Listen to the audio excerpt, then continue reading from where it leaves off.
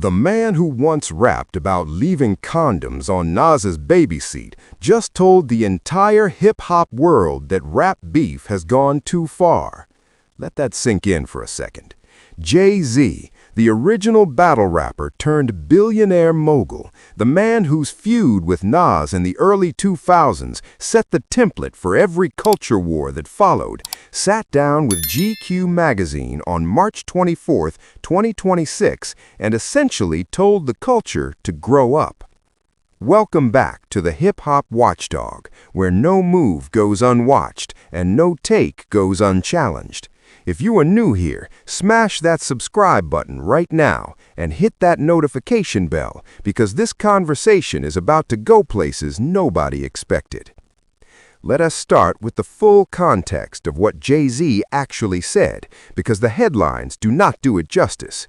In his first interview with a media outlet since 2017, 9 years of silence before this moment, Hav sat down with GQ senior associate editor Frazier Tharpe and went deep on the Kendrick versus Drake beef. And he opened his answer by warning the interviewer that he was not going to like what he was about to hear. That alone should have been a signal that something legendary was coming. Jay-Z laid out the 4 original pillars of hip-hop: breakdancing, graffiti, DJing, and battling, and then systematically dismantled 3 of them. Breakdancing is an Olympic sport now, he said. Gone.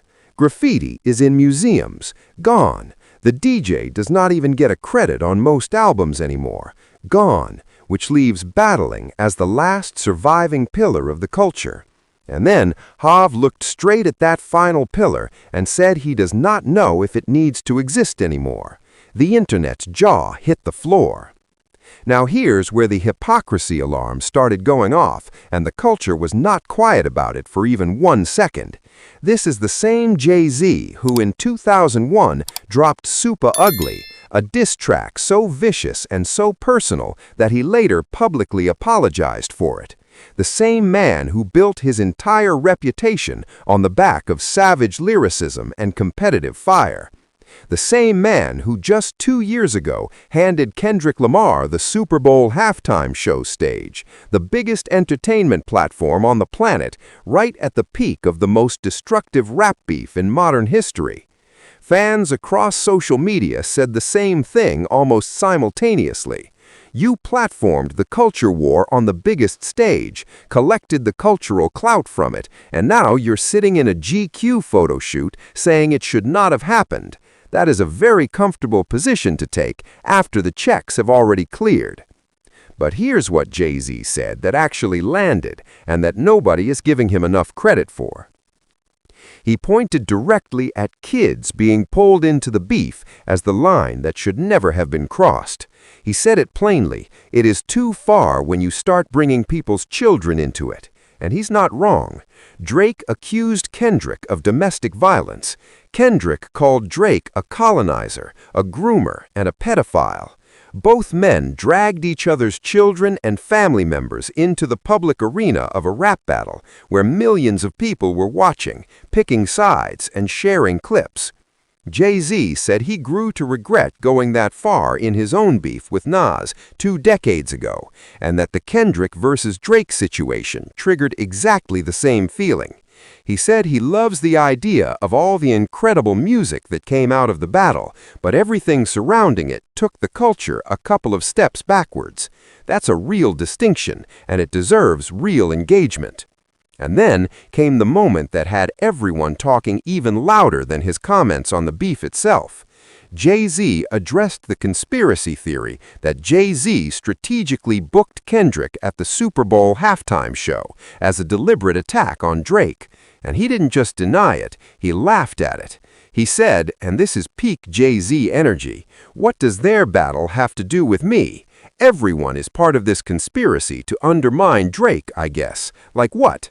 I'm Jay-Z. All due respect to him, I'm Hav." He said he chose the guy who was having a monster year, plain and simple. He called Kendrick's halftime performance brave for focusing on new material rather than crowd-pleasing nostalgia, and said hip-hop deserved that kind of artistic representation on the biggest stage. Translation: I did not book Kendrick to hurt Drake. I booked Kendrick because Kendrick was undeniable, and if that hurt Drake, that's between Drake and the mirror. Now, circle back to the title of this video. If Jay-Z is saying the beef era is over and that battling may no longer have a place in hip-hop's future, why is Drake still in federal appeals court trying to extend the war? Why is Drake still dropping cryptic freestyles and taking shots at LeBron James and filing 60-page legal briefs? Jay-Z seems to be speaking directly to a man who has not yet received the message that the culture has moved on. The irony is almost too perfect. The man Drake once called a mentor, whose Roc Nation machinery helped build his career, just went on record saying the entire tradition Drake is still trying to fight under should be retired. That is not a clapback, that is a eulogy. Here's where the watchdog lands. Jay-Z is not entirely wrong, and he's not entirely right, and that tension is what makes this interview so important. Rap beef has been a driving creative force in this culture from the very beginning. It pushed artists to be sharper, hungrier, and more honest than they might have been otherwise. But the Kendrick versus Drake war exposed something that everyone in the industry already knew. When a beef lives forever on social media, when it metastasizes into fan armies and legal battles and defamation suits and conspiracy theories, it stops being music and starts being something uglier and more dangerous. Jay-Z called it out loud. The culture is listening, and somewhere in Toronto, a very expensive lawyer is probably reading this interview very carefully. Thank you for watching, and we'll see you in the next one.